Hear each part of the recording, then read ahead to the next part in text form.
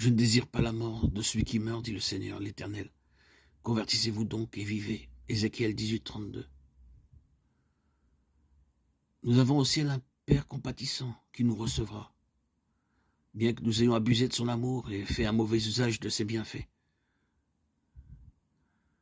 Il nous faut nous lever et lui dire: Père, j'ai péché contre le ciel et contre toi.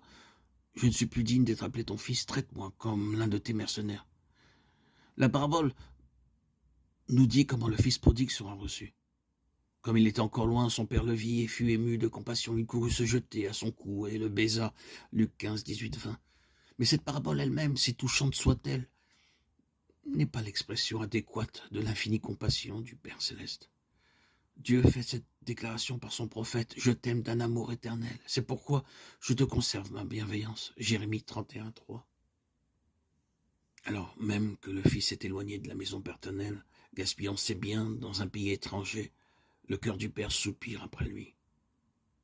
Et chaque désir qui s'éveille dans l'âme du malheureux et le pousse vers Dieu n'est que le tendre plaidoyer de l'Esprit Saint qui le sollicite, le supplie, l'attire vers son Père. Les riches promesses de la Bible sous les yeux, pouvez-vous encore douter? Pouvez-vous croire que le Seigneur empêche durement le pauvre pécheur de venir se jeter repentant à ses pieds?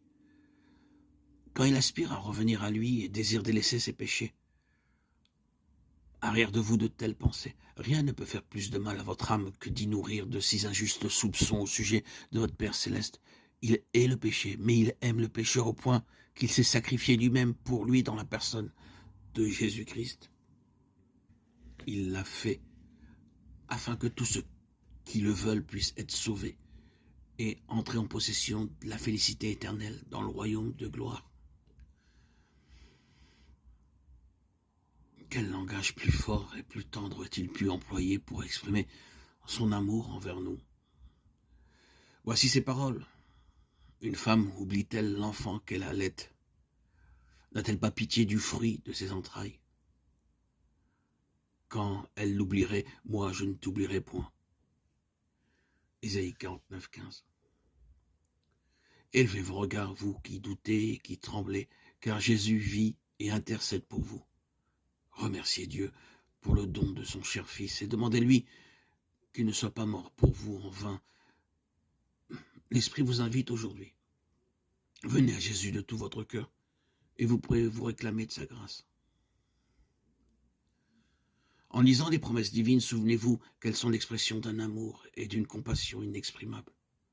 Le grand cœur de l'amour infini se penche irrésistiblement vers le pécheur. En lui, nous avons la rédemption par son sang, la rémission des péchés. Éphésiens 1, 7.